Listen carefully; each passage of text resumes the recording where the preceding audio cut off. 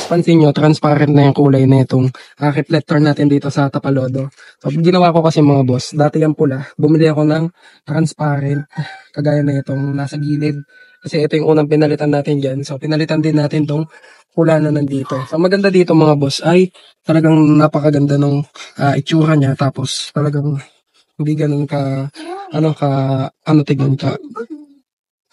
Ang maganda dito, hindi rin siya ganun kasagwa tignan kasi pumagay naman sa kulay ng motor natin. Ayan. Kung mapapansin nyo, medyo yan mga boss. Pinatungan ko kasi yan or nilagyan ko siya ng 3M double adhesive tape, yung original, para talagang makapit yung pinakadikit niya sa may reflector natin sa likod. So, ganyan yung itsura niya mga bossing.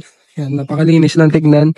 And tinakpan ko na din ng mga 3M yung butas doon sa may likod para hindi pasukan ng tubig, para mas magtagal yung dikit ng 3M double adhesive tape.